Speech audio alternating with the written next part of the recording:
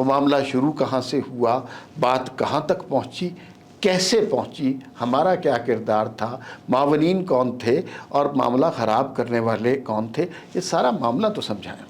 اور جب جرت سے قدم بڑھایا تو اللہ تعالیٰ نے، میں یہ کہہ سکتا ہوں، مدد کی، اور اپنے سے کم از کم 10 گنا بڑا ہندوستان، عسکری لحاظ سے، معاشی لحاظ سے، ہر لحاظ سے، آبادی کے لحاظ سے پاکستان نے اس کو شکست دی. ایک تو بلا شبہ پاکستان کی مہارت اور قابلیت کا اظہار، اور دوسرا یہ کہ یہ ثابت کیا اس مارکہ حق نے کہ چین کے ہتھیار، جہاز، اوور آل پورا سسٹم جو ہے وہ مغرب کے ہم پلہ آ گئی. ہم نے تو کبھی سوچا ہی نہیں تھا کہ اتنی بڑی قوتیں آپس میں لڑیں گی تو اس کے ثالث ہم ہوں گے، اس کے فیصلہ کرنے والے ہم ہوں گے. یہ کیسے ہوا؟ کلیئرٹی ویژن یہ تھا کہ امریکہ ایران کی جنگ کسی صورت بھی ایران عرب جنگ میں تبدیل نہیں ہونی چاہیے. یہ معاشی میدان کی کمزوریاں ہم کب تک اپنی سفارتی اور عسکری کامیابیوں کے پیچھے چھپاتے رہیں گے؟ ٹھیک ہے، انٹرنل بھی رکاوٹیں ہیں کہ ہمیں جو ہے وہ تمام سیاسی جماعتوں کو، سارے صوبوں کو اس سنگل سوچ پر لانا ہے، اس جملے پر کہ ہم اپنے لاکھوں نوجوان مرد و خواتین کے لیے کیسے روزگار پیدا کریں گے. Agreed. This unity of purpose جو ہے وہ بڑی امپورٹنٹ ہے. وزیر اعظم صاحب نے کوئی زیادہ لیت و لال سے کام نہیں لیا. انہوں نے کہا بسم اللہ آپ نئے اپنی، انہوں نے تو نہیں کہا آپ کیسے کہہ رہے ہیں کہ نون لیگ اپنی حکومت بنائے جب وزیر اعظم نہیں دلچسپی رکھتے. 4 جو ہیں وہ اب جو آزاد لوگ تھے انہوں نے استحکام پاکستان پارٹی کو جوائن کر لیا ہے، تو لہذا آئی تھنک استحکام کے پاس چلا گیا بیلنس، جہاں وہ جائیں گے وہاں حکومت بن جائے گی. کوئی نہایت غیر مناسب نعرے اور مطالبات پیش کیے جا رہے ہیں. ہمیں کشمیر سے کبھی ایسی آواز نہیں آئی تھی. تو یہ مسئلہ تنازع کہاں سے شروع ہوا اور کہاں ختم ہوگا؟ تو یا تو الیکشن میں حصہ لیں، لیکن یہ جو احتجاج کا طریقہ ہے جو اب جس میں تشدد کا عنصر آ گیا، جس میں سیکیورٹی کے اہلکار شہید وہ کر رہے ہیں، اس کا معاملہ تو پھر یہی آئی تھنک، اور ایک دفعہ پھر غالباً 9 مئی کا جو پیغام ہے وہ دینا پڑے گا. آپ کو الیکشن ہوتے نظر آ رہے ہیں؟ جی میرے خیال میں تو الیکشن ہوں گے اور وقت پر ہوں گے.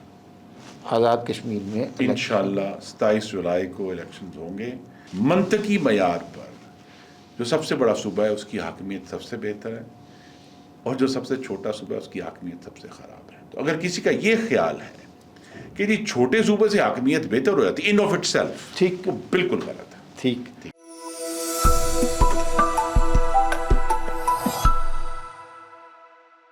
ناظرین السلام علیکم. وی نیوز ایکسکلوسیو میں آج ایک بہت ہی امپورٹنٹ انٹرویو آپ کے لیے لے کے آئے ہیں، اور یہ ہمارے بڑے فیورٹ مہمان ہیں. ان سے ہم اکثر تھوڑا سا ایڈوانٹیج لے کے ریکویسٹ کرتے ہیں کہ ہمارے دفتر تشریف لائیں اور ہمیں ٹائم دیں. آج بھی انہوں نے بڑی مہربانی کی، ہمیں وقت دیا. ان کی کون سی منسٹریز ان کے پاس رہ چکی ہیں تو وہ بڑی لمبی فہرست ہے، لیکن صرف ان کا تعارف یہ ہے کہ آج مسلم لیگ نون کے رہنما خرم دستگیر صاحب ہمارے پاس موجود ہیں. آپ کی تشریف آوری کا بے انتہا شکریہ. بہت شکریہ، آپ نے مدعو کیا. سر پہلی بات تو کریں، ایک بڑا ہسٹورک مومنٹ آنے والا ہے، اور اب تو چند دنوں کی بات ہے، ایک بلکہ سفارتی سطح پر ایک کرشمہ، ایک معجزہ ہونے والا ہے، اور پاکستان اس سارے معاملے کا میزبان ہے. وہ معاملہ شروع کہاں سے ہوا، بات کہاں تک پہنچی، کیسے پہنچی، ہمارا کیا کردار تھا، معاونین کون تھے اور معاملہ خراب کرنے والے کون تھے، یہ سارا معاملہ تو سمجھائیں.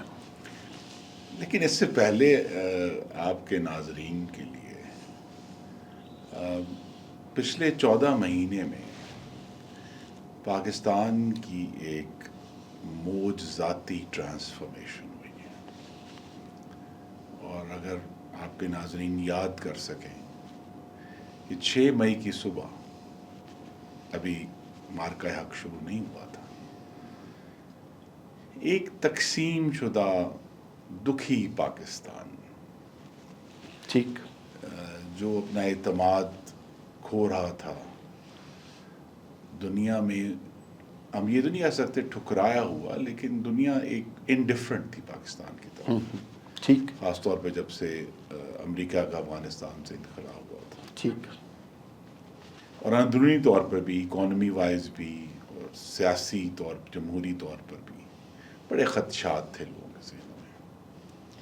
تو پہلا کرشمہ تو یہ ہوا جو کہ براہ راست ہمیں اس کا کریڈٹ دینا چاہیے پرائم منسٹر شہباز شریف کو اور جنرل ناصر منیر کو، کہ انہوں نے پچھلی قیادت کے برعکس یہ نہیں کہا کہ ہمارے پاس تو ٹینکوں میں ڈالنے کے لیے تیل نہیں ہے، انہوں نے کہا ہم جواب دیں گے، اور انہوں نے جواب دیا، اور جب جرأت سے قدم بڑھایا تو اللہ تعالیٰ نے، میں یہ کہہ سکتا ہوں، مدد کی، اور اپنے سے کم از کم 10 گنا بڑا ہندوستان، عسکری لحاظ سے، معاشی لحاظ سے، ہر لحاظ سے، آبادی کے لحاظ سے پاکستان نے اس کو شکست دی۔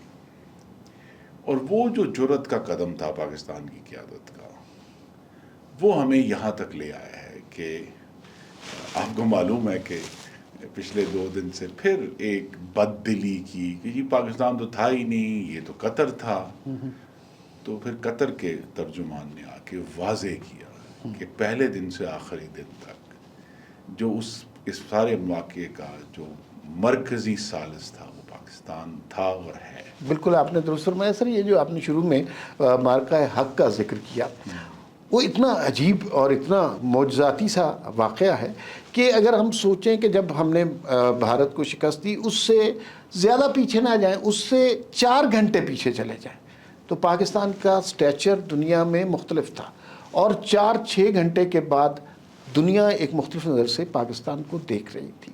تو یہ جو ثالثی کی کوشش ہے، اس کے پیچھے بھی وہ مارکہ حق کی فتح ہے۔ جی بالکل ہے، اور اس لیے ہے کہ وہ جو طاقت یہ نہیں تھی کہ موجود نہیں تھی، طاقت موجود تھی لیکن اظہار نہیں ہوا تھا، ظہور پذیر نہیں ہوئی تھی۔ ٹھیک۔ اور وہ طاقت وہ تھی جس کو قائم کرنے میں چین کا بہت کردار ہے۔ ٹھیک۔ وہ سارے لوگ جو سی پیک کو 1000 باتیں کرتے ہیں، آج تک کر رہے ہیں، وہ آپ دیکھیے کہ 10 سال بعد جو ایک اس کی گہرائی آئی سی پیک میں، جو پاکستان کی ایک اسٹریٹجک پارٹنرشپ ڈیولپ ہوئی، اس نے ہمیں ایک ایسا پاکستان جس کو دہائیوں سے مغربی ہتھیار کیا، مغربی ہتھیاروں کے سپیئر پارٹس بھی نہیں ملے۔ جی جی بالکل، F-16 والا نہیں، قصہ کچھ نہیں ملا، نہیں صرف F-16 کی نہیں، بہت سارے میں سے آگاہ ہوں۔ ظاہر ہے، آپ ڈیفنس منسٹر رہے۔ ہاں، کتنے ایشوز میں ہمیں ان سے مدد چاہیے تھی، اور وہ کہتے تھے جی ہم تو نہیں، یعنی یہاں تک میں آپ کو بتا سکتا ہوں کہ ایک ہمارا دوست ملک ہے، اس کے F-16 متروک ہو رہے تھے، تو ہم نے یہ کہا کہ آپ یہ ہمیں دے دیں، ہم جو ہمیں پارٹس چاہیے، جو اگر اس میں سے نکل سکتے ہیں تو ہم ان کو استعمال کر لیں گے۔ اس کی بھی امریکہ نے اجازت نہیں دی تھی۔ اچھا۔ تو لہٰذا ایک ایسا پاکستان، اس کی طاقت کا اظہار ہوا، ہماری افواج پاکستان اور ایئر فورس کی مہارت کا اظہار ہوا، اور 2 چیزیں اہم تھیں جس نے دنیا کو ہلایا مارکہ حق میں۔ ایک تو بلا شبہ پاکستان کی مہارت اور قابلیت کا اظہار، اور دوسرا یہ کہ یہ ثابت کیا اس مارکہ حق نے کہ چین کے ہتھیار، جہاز، اوور آل پورا سسٹم جو ہے وہ مغرب کے ہم پلہ آ گیا۔ ٹھیک۔ یعنی لوگوں کا یہ کہا تھا کہ مغرب پتہ نہیں 10 سال آگے جا رہا ہے یا 20 سال آگے جا رہا ہے، وہ مفروضہ وہاں ٹوٹ کے زمین پہ گر گیا کہ جی اب وہ ہم پلہ ہو گئے، جسے انگریزی میں کہتے ہیں پیئر کمپیریٹر ہے۔ تو ان 2 چیزیں دنیا ہل گئی، اور یہ بھی ایک وجہ ہے کہ 21ویں صدی میں، بلکہ اس سے پہلے بھی، ایئر وار نہیں ہو رہی اب، یعنی جو مقابلے کی ایئر فورسز ہیں وہ آپس میں نہیں لڑ رہی۔ جتنی بھی جنگیں ہوئی ہیں وہ چونکہ ایک سپر پاور ان میں انوالو تھی، تو آگے ایئر فورس تھی ہی نہیں، عراق میں، افغانستان میں، ابھی یوکرین میں، یعنی کوئی کمپیریٹر ہے ہی نہیں نا سامنے۔ تو لہٰذا وہ جب پہلا سیریس ایک ایئر کانٹیسٹ ہوا 21ویں صدی کا، تو اس میں جو پاکستان کی فتح ہے اور واضح فتح ہے، میں نے بھی سیکھا کہ فتح مبین کیا ہوتی ہے، واہ، صاف فتح، واضح فتح۔ تو وہ جو فتح مبین تھی اس نے جو ہے، تو اس کی وجہ سے دنیا کا ایک تو سب لوگوں نے دیکھا، اب بہت سارے ایسے ملک ہیں جو مغرب کے مہنگے ہتھیار نہیں خرید سکتے، انہوں نے فوراً پاکستان کی طرف دیکھا کہ پاکستان ان کے جو کم قیمت کے ہتھیار ہیں، اگر وہ مغرب کے ہم پلہ ہیں، تو پھر انہوں نے فوراً دیکھنا شروع کر دیا۔ دوسرا آئی تھنک اس میں بڑی اہم بات ہے کہ ہمارے بہت سارے دوست، بڑے اچھے دوست ممالک، جنہوں نے پاکستان کو صرف مدد مانگنے والے ملک کے طور پہ بن میں ڈال دیا تھا، انہوں نے پاکستان کو باہر نکالا اور دوبارہ دیکھا کہ یار اس میں تو طاقت ہے, یہ تو ہرا سکتا ہے, یہ مدد کر سکتا ہے. تو لہٰذا وہاں بھی یہ اب اس کا جو کانسیکوینس فوراً ہوا پاکستان کی طاقت کے اظہار کا, کہ صدر ٹرمپ جو طاقت کے اظہار کو ہی مانتے ہیں, انہوں نے پاکستان کو ایک اچھی نظر سے دیکھا کہ یہ ایک ایسا ملک ہے. آلریڈی پاکستان نے ان کی صدر بنتے ہی مدد کی تھی امریکہ کی ایک دہشت گرد کو پکڑنے میں. انہوں نے پہلی تقریر میں صرف ایک ملک کا شکریہ ادا کیا تھا جو پاکستان تھا. انہوں نے پاکستان کی طرف دیکھا. ایک جملے کی تصحیح کرنا چاہتا ہوں کہ انہوں نے نہ صرف پاکستان کو اچھی نظر سے دیکھا بلکہ انڈیا کو بری نظر سے بھی دیکھا. جی اس کی بھی ایک وجہ ہے, اور یہ بڑی اہم وجہ ہے پاکستان کے. آپ اپنے ایشو چھیڑ دیے. صدر ٹرمپ ایک بزنس مین اور ٹرانزیکشنل شخص ہے جو سودے پہ یقین رکھتے ہیں. آپ مجھ سے بات کرو, بس ان کی ہر دھمکی جو ہے وہ دعوت ہوتی ہے کہ میرے ساتھ نیگوشیٹ کرو.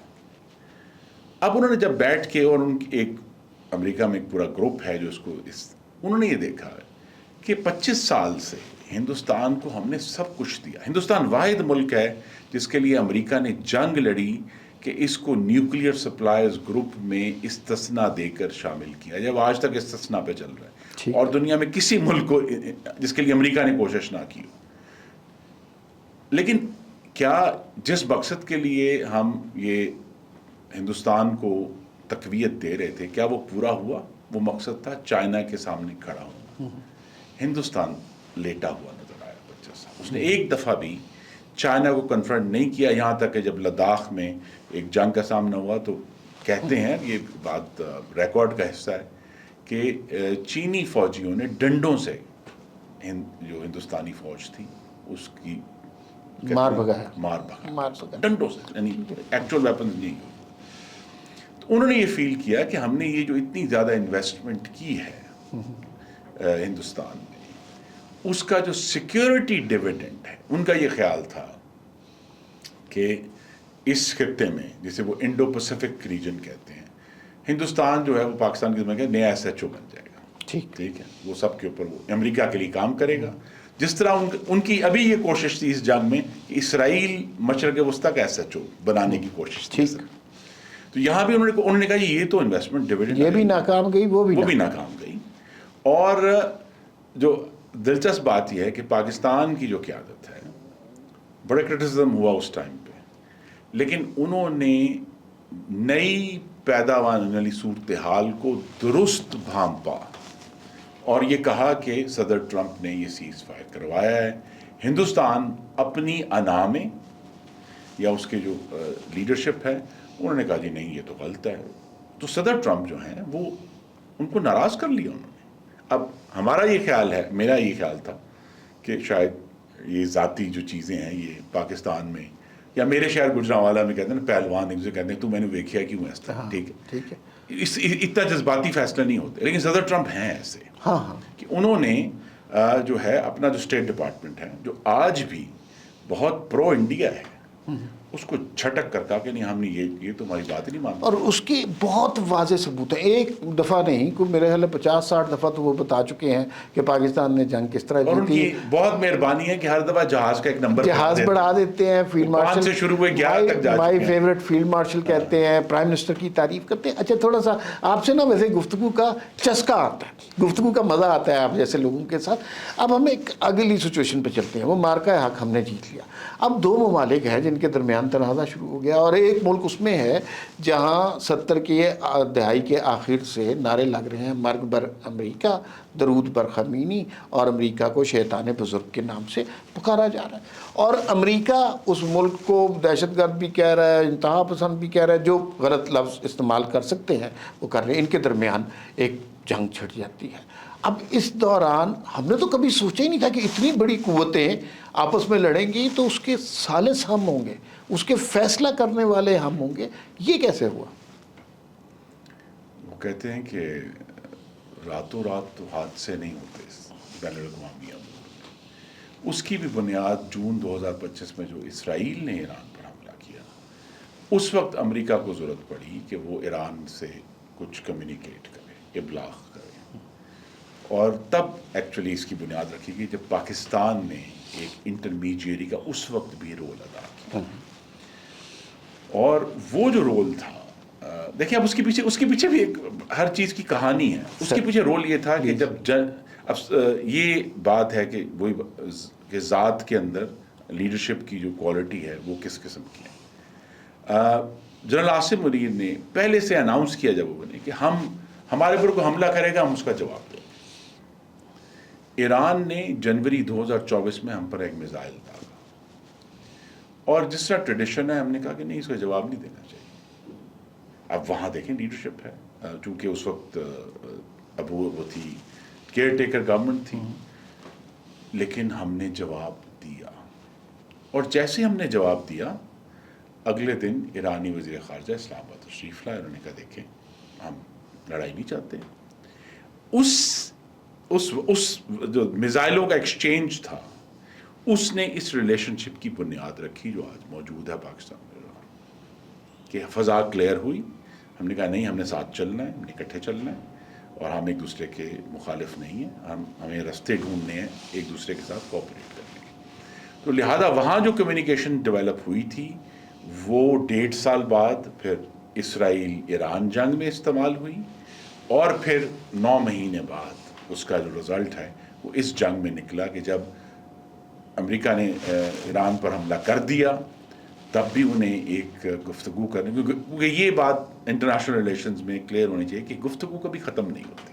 گفتگو ہمیشہ ہونا ہے. جتنی مرضی بڑی جنگ ہو رہی گفتگو رہتی ہے کسی نہ کسی طریقے سے. بلکہ آج ہندوستان اور پاکستان کے جو تعلقات ہیں ان میں سب سے بڑا کرائسس یہ ہے کہ گفتگو نہیں ہو رہی, کمیونیکیشن نہیں ہو رہی. تو وہاں پاکستان ایک کمیونیکیشن کا ذریعہ بنا اور اس میں جو اگر آپ کے ناظرین کو شاید یاد ہو اس وقت بھی جون 2025 میں بھی ایرانی پارلیمنٹ میں تشکر پاکستان کے نعرے بالکل صحیح ہے. اور فیلڈ مارشل کے لیے ترانہ بنا جو ہم نے کبھی جو ہے سنا نہیں تھا. ہاں ترانہ بنا. ایک مجھے تھوڑا سا یہ سوال کرنا ہے بڑے مطلب اس وقت سے جب یہ جنگ شروع ہوئی امریکہ ایران تنازع کا آغاز ہوا اور اب جو جنیوا کا اجلاس ہو رہا ہے جس کی میزبانی پاکستان کر رہا ہے بڑے مشکل مراحل آئے بڑے کٹھن وقت سے ہم گزرے ہیں. خاص طور پہ سب سے مشکل وقت تھا جب ایران کی جانب سے گلف کے ممالک پہ حملہ کیا گیا اور خاص طور پہ سعودی عربیہ پر حملہ کیا گیا. یہ بڑا ڈیسائسو مومنٹ تھا کہ پاکستان نے کیا کرنا ہے. دیکھیے یہاں بھی کہتے ہیں نا ہمیں اپنے لیڈران کی تعریف کرتے ہوئے پتہ نہیں ہم کنجوس ہو جاتے ہیں. تنقید تو بہت کرتے ہیں صبح شام کرتے ہیں لیکن دیکھیے جو کلیئرٹی آف ویژن ہے کہ پاکستان کا مفاد کیا ہے ہمیں اس کے لیے بھی شہباز شریف اور آصف منیر کا شکریہ ادا کرنا. صحیح. کلیئرٹی آف ویژن یہ تھا کہ امریکہ ایران کی جنگ کسی صورت بھی ایران عرب جنگ میں تبدیل نہیں ہونی چاہیے. صحیح. ٹھیک. اور اس کے لیے پاکستان نے میں کہہ سکتا ہوں اب ہم زمین و آسمان کے کلابے ملائے جسے کہتے ہیں یعنی اتنی سیریس ایفرٹ کی ہے ایران سے عرب ممالک کا روکنے کے لیے ایران کو روکنے کے لیے. اور یہ اب جب کہ پرسوں سائن ہو جائے گا ایگریمنٹ لیکن حقیقت یہ ہے کہ یہ ایک بہت بڑی ڈپلومیٹک اچیومنٹ ہے پاکستان کی کہ پاکستان نے اس جنگ کو پھیلنے نہیں دیا. دیکھیں ٹیمپٹیشن ہر ایک کے اوپر ہے کہ میرے اوپر ہم نے جنرل عاصم نے کہا ہم پہ حملہ کرے گا. اب ہر ملک اگر یہ کر لیتا عرب ملک تو ابھی تو وہاں کشت و خون ہو رہا ہوتا.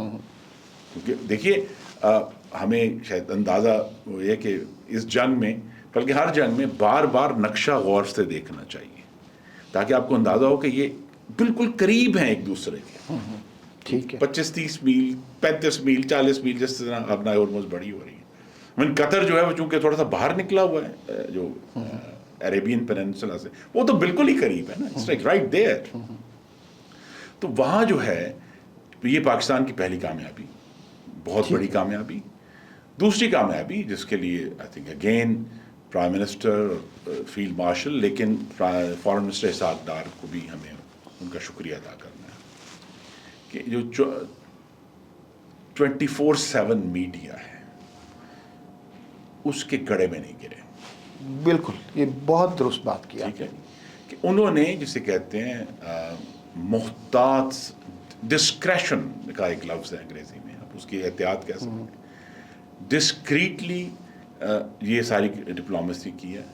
فیلڈ مارشل نے اس پورے دوران ایک لفظ نہیں بولا, آپ غور فرمائیے. ٹھیک ہے, تو یہ احتیاط ہے. حالانکہ آج کل ہم سب کو بہت ٹیمپٹیشن ہے کہ ہم ٹویٹ کر دیں, ہم صحیح, ٹک ٹاک بنا دیں 4 منٹ کی, اور لیکن انہوں نے یہ احتیاط کا تقاضا تھا جس نے اس سارے معاملے کو بہت دفعہ گرنے سے بچا لیا. وہی کسی نے بڑی مزے کی بات کی کہ اگر یہ سچویشن انڈیا کے ساتھ ہوتی نا تو اب تک انہوں نے اس موضوع پر 4 فلمیں بنا لینی تھی, جس میں 8 آئٹم سانگ ہونے تھے. لیکن سر دیکھیے, اس فلسفی کا ایک بڑا امپورٹنٹ کویسچن ہے. بہت کچھ ہو گیا ہے, لیکن امپورٹنٹ کویسچن ہمیشہ سے یہ رہا ہے, واٹ نیکسٹ. ٹھیک ہے, اتنا کچھ اچیو کر لیا. سفارتکاری کے میدان میں ہم نے اپنے جھنڈے گاڑ دیے, عسکری میدان میں ہم کہاں سے کہاں پہنچ گئے. ایک میدان ہے جہاں کمزوریاں ہیں ہماری اور اسے تسلیم کرنا چاہیے.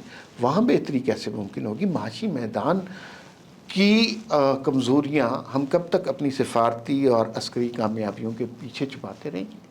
اور کیا اس کا سلوشن نکلے گا؟ کیا کوئی بہتر امید, توقع, منظر آپ کے سامنے ہے پیش منظر میں؟ جی, اس پہ سچ یہ ہے کہ میرا خیال تھا کہ یہ بجٹ جو بھی اس وقت اس پہ بحث ہو رہی ہے یہ ایک موقع تھا, لیکن کوئی نہیں, اس کے بعد بھی موقع ہے کہ پاکستان کی عسکری اور سویلین قیادت مل کر بیٹھیں اور اس پر سنجیدگی سے غور کریں.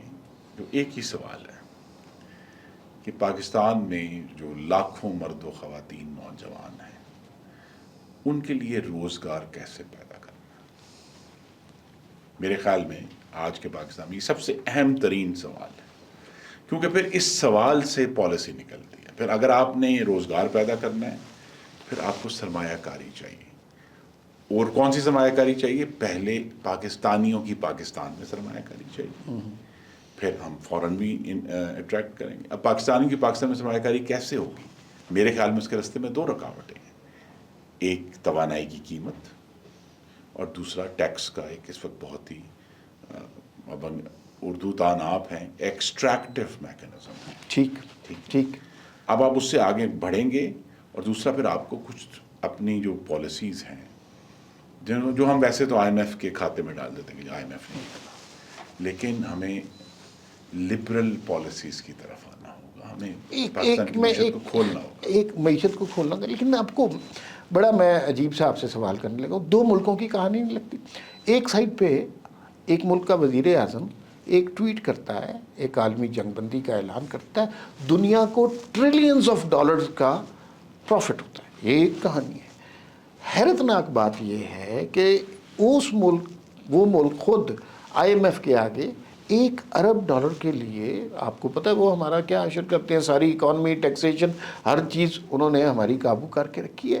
تو اس سے کوئی خوشخبری ہے جنیوا پرسوں کے بعد ہمارے لیے؟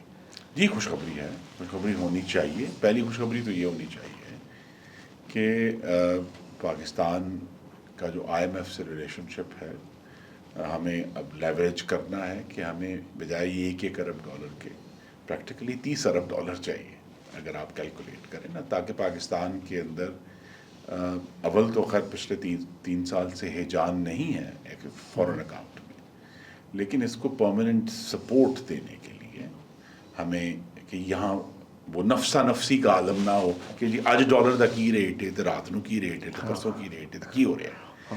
وہ جو ایشو ہے اس کو ہمیں ریزالو کرنا ہے.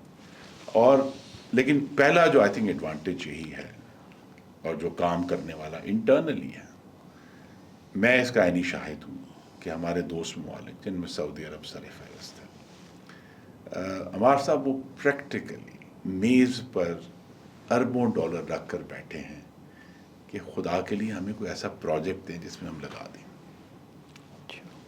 لٹرلی اور ہم ان کو سامنے کیا پیش کرتے ہیں, میں بھی اس کا حصہ رہا ہوں لہٰذا میں اس سے استثنا اپنے آپ کو نہیں دوں گا. ہم نے کہا یہ $200 ملین کا پروجیکٹ ہے, یہ دیکھ لیں, یہ $250 ملین کا ہے, یہ 300 کا ہے. تو وہ یہ کہتے ہیں کہ خدا کے لیے ہمیں 2 بلین سے کم کا پروجیکٹ ہمارے لیے فیزیبل ہی نہیں ہے کہ ہم اس کو کریں. تو پاکستان کو اپنی کم مائیگی جو ہے وہ اصل میں یہ کہوں گا کہ تخلیقی سوچ کی کم آئے گی. پتہ نہیں میں نے اردو صحیح بولی ہے کہ آپ کے سامنے جو ہے میں تخلیقی سوچ کی کم آئے گی ہے کہ ہمیں اس کو سیریسلی مثلا ایک پروجیکٹ جو کلیئر ہے، سعودی عرب پچھلے 7 سال سے لٹرلی میز پہ پیسے رکھ کے بیٹھے ہیں کہ یہ $10 ارب ہیں، ریفائنری لگوائیں ہماری، ہم نہیں لگوا پا رہے.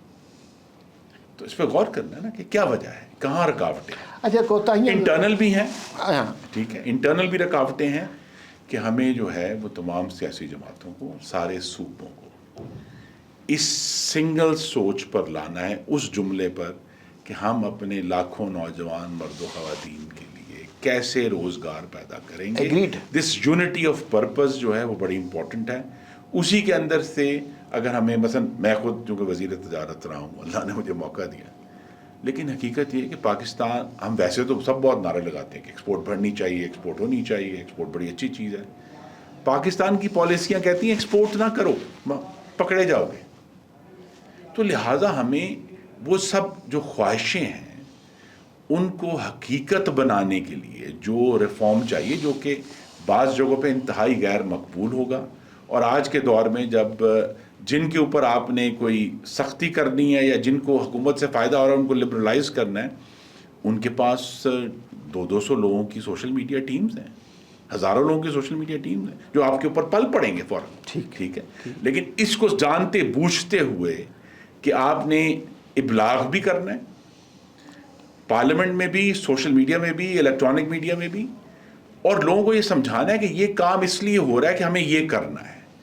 کیونکہ یہ اس میں میں سمجھتا ہوں، یہ میری جماعت ہے، ابلاغ میں ابھی ہمیں بہت کچھ سیکھنا ہے. بالکل صحیح. ابلاغ میں واقعی آپ نے ایک بڑا خوبصورت لفظ استعمال کیا، اور پاکستانی حکومت کے ساتھ ہمیشہ وہ لفظ استعمال ہوتا ہے، وہ نفسا نفسی کا لفظ. اچھا، کامیابیاں اپنی جگہ، لیکن یہ کچھ آوازیں سی آنا شروع ہو گئی ہیں. کوئی کہہ رہا ہے کہ جولائی میں کچھ ہو رہا ہے، کوئی کہہ رہا ہے کہ وہ بہت آگے چیزیں، حکومت کو خطرہ ہے، تخت لرز رہے ہیں، تاج گر رہے ہیں، اس طرح کی کوئی باتیں ہوا میں. لیکن افواہیں سی ہیں. بدقسمتی یہ ہے کہ ہمارے ہاں اکثر افواہیں سچ ثابت ہوتی ہے.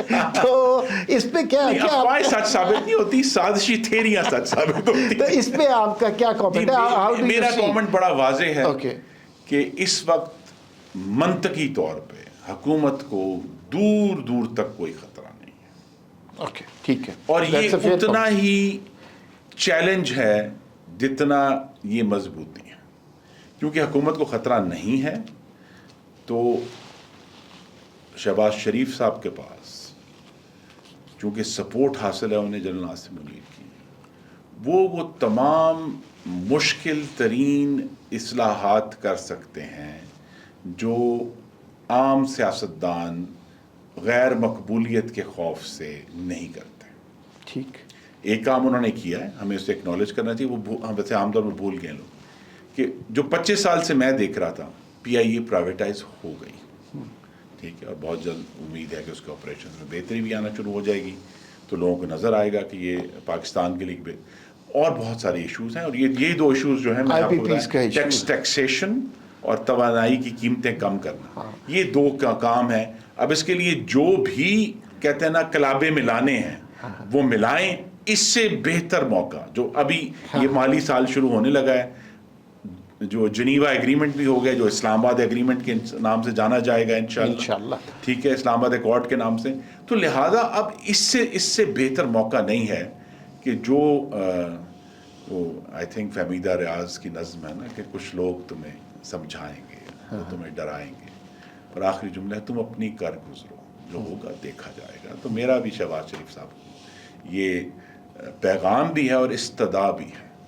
یہ نظم جو ہے نا خطرناک ہے، بڑی خطرناک ہے. میں نے اس لیے اس کے پہلے 2 اور آخری دوسرا یہ جو مصرے آپ نے پڑھے وہ بھی زمانی استعمال ہو سکتے ہیں. اچھا، مجھے یہ بتائیے، جی بی کے الیکشن بڑا امپورٹنٹ ایشو ہے اور اس پہ آپ کا کامنٹ بہت ضروری ہے. نون لیگ کی قیادت میں سے جنہوں نے وہاں پہ کیمپین کی، آپ واحد شخص ہیں جو بڑے کھلم کھلا یہ بات کر رہے ہیں کہ مسلم لیگ نون کی اسٹرینتھ ہو سکتی ہے، ہمیں اپنی حکومت بنانے کی کوشش کرنی چاہیے. جبکہ پیپلز پارٹی کی انٹینشن بڑی کلیئر نظر آ رہی ہے وزیر اعظم صاحب نے کوئی زیادہ لیت و لال سے کام نہیں لیا, انہوں نے کہا بسم اللہ آپ نئے اپنی, انہوں نے تو نہیں کہا آپ کیسے کہہ رہے ہیں کہ نون لیگ اپنی حکومت بنائے جب وزیر اعظم نہیں دلچسپی رکھتے. جی دیکھیں نا, ان کی رائے ہے اور رائے صائب ہے, لیکن میں نے تو اپنی جماعت کی ایڈوکیسی کرنی ہے نا, وکالت کرنی ہے. سر اور یہ اس لیے بھی ضروری ہے کہ وہاں کے جو ہمارے بھائی اور بہنیں ہیں جنہوں نے کثیر تعداد میں مسلم لیگ نون کو ووٹ دیا ہے پورے جی بی میں, ان کی بھی تو ہمت بنا کر رکھنی ہے. لیکن وزیر اعظم کے سامنے آپ کو پتہ ہے کہ صرف جی بی کا معاملہ نہیں ہے, وہ ہزار چیزیں بیک وقت. بن کیا رہا ہے جی بی میں اب؟ دیکھیے جی, ابھی بھی جو صورت حال ہوئی ہے پیپلز پارٹی اور مسلم لیگ نون میں جو لاسٹ ہے 1 ووٹ سیٹ کا فرق ہے, اور 4 جو ہیں وہ اب جو آزاد لوگ تھے انہوں نے استحکام پاکستان پارٹی کو جوائن کر لیا ہے. تو لہٰذا آئی تھنک استحکام کے پاس چلا گیا بیلنس, جہاں وہ جائیں گے وہاں حکومت بن جائے گی. ابھی بھی آپ کو امکان لگ رہا ہے کہ نون لیگ کی بن سکتی ہے حکومت؟ جی میں لیٹسٹ آگاہ نہیں ہوں, لیکن میرے خیال میں وزیر اعظم کے بیان کے بعد غالباً تو نون لیگ کوشش نہیں کر رہی اب. ٹھیک ہے. ایک اور سوال جو کہ بہت امپورٹنٹ تنازع بنا ہوا ہے, آزاد کشمیر ہمارے دل کے بڑے قریب ہے, اور تحریک آزادی کشمیر ہم نے بچپن سے یہ نعرے لگائے ہوئے ہیں, نعرے سنے ہوئے ہیں, ہماری یادداشت کا, ہماری سوچ کا, ہماری فکر کا حصہ ہے, اور انہوں نے بھی پاکستان سے بڑی محبت کا اظہار کیا ہے. لیکن آج کل جو حالات ہو گئے ہیں, ایک کوئی نیا تنازع جوائنٹ ایکشن کمیٹی کے نام سے آ گیا ہے, کوئی دھرنا ہو رہا ہے, کوئی نہایت غیر مناسب نعرے اور مطالبات پیش کیے جا رہے ہیں. ہمیں کشمیر سے کبھی ایسی آواز نہیں آئی تھی. تو یہ مسئلہ تنازع کہاں سے شروع ہوا اور کہاں ختم ہوگا؟ دیکھیے تنازع تو پہلی بات ہمیں دیکھیں, joint action committee Azad Kashmir کے عوام کی نمائندہ نہیں ہے. وہ چند ایک گروہ ہو سکتا ہے, ٹھیک ہے, اس کا فیصلہ تب ہوگا کہ اگر وہ بطور سیاسی جماعت انتخابات میں حصہ لیں, اور اگر انہیں پورے کشمیر سے پذیرائی ملتی ہے تو کیوں نہیں, پھر وہ خود یہ جو ان کا پالیسی ایجنڈا ہے ٹھیک کہ انہوں نے اسپیشل سیٹیں ختم کرنی ہیں وہ کر لیں.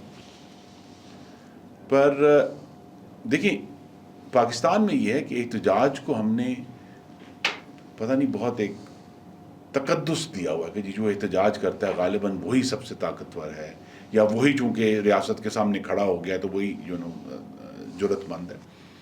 وہ اے جے کے عوام کے ایک حصے کو ضرور ریپرزینٹ کرتے ہوں گے, اتنے ہی لوگ ہیں جتنے باہر آ گئے, پر باقی تو ہمیں اے جے کے میں ایسی کوئی آواز نظر نہیں آئی کہ جو یہ کہے. اب اگر وہ ایک ایجنڈے پر عمل کرنا چاہتے ہیں ایک عین وقت میں, جبکہ چند ہفتے رہ گئے ہیں الیکشنوں میں, تو یا تو الیکشن میں حصہ لیں. لیکن یہ جو احتجاج کا طریقہ ہے جو اب جس میں تشدد کا عنصر آ گیا, جس میں سیکیورٹی کے اہلکار شہید وہ کر رہے ہیں, اس کا معاملہ تو پھر یہی آئی تھنک, اور ایک دفعہ پھر غالباً 9 مئی کا جو پیغام ہے وہ دینا پڑے گا کہ 21ویں صدی کے پاکستان میں سیاست میں تشدد نہیں ہوگا. تشدد صرف ہمارے بارڈر پر ہندوستان کے خلاف ہوگا, اس کے خلاف ہم گولیاں چلائیں گے, اس سے ہم اپنے آپ کو اپنا دفاع کریں گے. لیکن اگر یہ کہ کچھ لوگوں کا یہ خیال ہے کہ وہ اس طرح کی متشدد گفتگو سے یا متشدد عمل سے اپنی مرضی چلا سکتے ہیں, پہلے کوشش ریاست کی یہی ہوتی ہے کہ جی اچھا جی بات کریں, اگر آپ کچھ کمپرومائز کر سکتے ہیں تو کریں. لیکن اب جس طرح معاملہ چلا گیا ہے میرے خیال میں یہ ہمارے لیے ضرور لمحہ فکریہ ضرور ہے, لیکن آپ دیکھیں گے کہ الیکشنوں میں نتیجہ جو ہے, الیکشن ہوتے نظر آ رہے ہیں, کیونکہ 9 جون کو نامینیشن فائل ہونی تھی. اس وقت وہاں پہ کیمپین لوگوں کو شروع کر دینی چاہیے تھی, وہ پروسیس نہیں ہو سکا, اور 27 تاریخ جو ہے 27 جولائی الیکشن کے, اور شاہ غلام قادر صاحب آئے تھے نون لیگ کے جو صدر ہیں آزاد کشمیر کے, انہوں نے کہا جی کہ اگر الیکشن نہ ہوئے تو اس کا نقصان ہوگا. آپ کو الیکشن ہوتے نظر آ رہے ہیں؟ جی میرے خیال میں تو الیکشن ہوں گے اور وقت پر ہوں گے. آزاد کشمیر میں انشاءاللہ 27 جولائی کو الیکشنز ہوں گے. ہمیں آگے بڑھنا ہے, اور ایک ایسے وقت جب کہ ہم ہندوستان سے برسر پیکار ہیں, براہ راست سندھ طاس معاہدے میں, جس میں سارا پانی جہاں سے آتا ہے وہ آزاد کشمیر کا حصہ ہے. تو لہٰذا ہمیں تو آزاد کشمیر کو, اور یہ آج کی بات نہیں ہے, ہمیں تو بطور ایک ماڈل ریاست کے طور پر پیش کرنا ہے دنیا کو کہ ہم اس کو چلا رہے ہیں. تو اس کا یہ حصہ ہے کہ یہ بہت اچھی بات ہے. دیکھیے ہم کہ کم از کم پچھلے 2 دہائیوں سے ریگولر الیکشن ہر 5 سال کے بعد, ٹھیک ہے, مثلا اب 2026 ہے, 21 میں ہوئے, 16 میں ہوئے, 11 میں ہوئے, اس سے پہلے ہوئے, 2006 میں ہوئے. تو لہٰذا ایک اب وہاں تو پاکستان سے بہت زیادہ ریگولیرٹی ہے کہ وقت پر الیکشن ہوتے ہیں.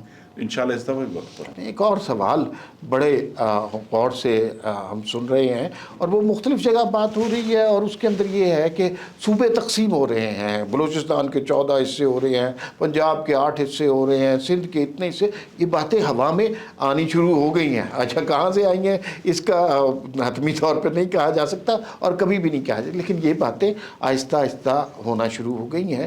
تو پنجاب کے حوالے سے کیا آپ کے خیال میں یہ اگر ہم چھوٹے صوبے بنا لیں اور صوبے بنا لیں, یا پاکستان میں یہ سسٹم بنانے کی کوشش کریں, کیا یہ سلوشن ہے؟ جی دیکھیے نا, یہ جو اس سارے معاملے میں سب سے بڑا سوال یہ ہے کہ وہ کون سی بیماری ہے جس کا نئے صوبے علاج ہے. ٹھیک, ویسے تو نہیں آپ نے کہا اچھا جی صوبے بنا دیں, اس کے پیچھے کوئی ریشنل بھی تو ہونا ہے نا. ٹھیک ہے, اگر ہم کہتے ہیں کہ جی ہندوستان میں اتنے صوبے بنے ہیں, دوسری جگہوں میں اتنے صوبے ہیں, اس کا کوئی ریشنل ہم نے ڈیولپ کرنا. پاکستان میں جو ریشنل دیا جاتا ہے وہ یہ ہے کہ جی بہت بڑا صوبہ ہے تو اس کو گورن کرنا مشکل ہے. تو کیا بری حاکمیت وہ بیماری ہے جس کا ہم علاج کرنا چاہ رہے ہیں؟ اب پاکستان میں حقیقت کیا ہے کہ ویسے تو ہم سب کو بڑی شکایتیں ہیں اپنی سرکاروں سے, چاہے وہ صوبائی ہے یا وفاقی ہے, لیکن حقیقت یہ ہے کہ پاکستان میں اگر مقابلتاً دیکھا جائے تو سب سے بڑے صوبے کی حاکمیت سب سے بہتر ہے. آبادی کے اعتبار سے جو سب سے بڑا صوبہ ہے اس کی حاکمیت جتنے بھی معیار, آپ اگر منطقی معیار سے, یہ نہیں ہے کہ جذباتی کہ جی اے ہونا چاہیے تو ہونا چاہیے, منطقی معیار پر جو سب سے بڑا صوبہ ہے اس کی حاکمیت سب سے بہتر ہے, اور جو سب سے چھوٹا صوبہ ہے اس کی حاکمیت سب سے خراب ہے. تو اگر کسی کا یہ خیال ہے کہ جی چھوٹے صوبے سے حاکمیت بہتر ہو جاتی ان آف اٹ سیلف, ٹھیک, وہ بالکل غلط ہے. ٹھیک ہے, دیٹس اے ویری ویلڈ. ٹھیک ہے. اب دوسرا سوال یہ ہے کہ کچھ لوگوں کا خیال ہے کہ جی یہ جو ہے ایک خاص حد سے زیادہ آبادی ہوگی, مطلب 3 کروڑ سے زیادہ جو آبادی ہے وہ تو گورنیبل نہیں ہے. جو بھی آپ منطقی لمٹ رکھ لیں, چاہے وہ 2.5 کروڑ ہے, 3 کروڑ ہے, پھر اس کا اطلاق سب صوبوں پہ ہونا ہے, صرف ایک صوبے پہ تو نہیں ہونا. کہ اگر کسی ایک, اگر آپ 3 کروڑ کا لمٹ رکھتے ہیں تو پھر تمام صوبوں پہ اس کا اطلاق ہوگا, تو تمام صوبوں کے مطابق صوبے بننے چاہیے. تو یہ جو سسٹم ہے کہ جی پنجاب شاید کوئی بے یار و مددگار چوک میں پڑا ہوا کیک ہے کہ کوئی بھی آئے تو کہ جی ایتھوں کٹ دیو تو اتھوں کٹ دیو, میں بالکل اس سے اتفاق نہیں کرتا.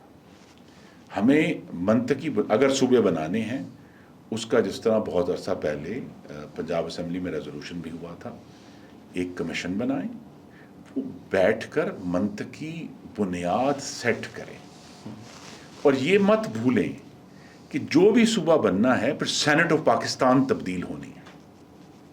ٹھیک ہے, کیا آپ سینٹ آف پاکستان میں پھر اتنے جو ہیں وہ ممبرز دینے کے لیے تیار ہیں؟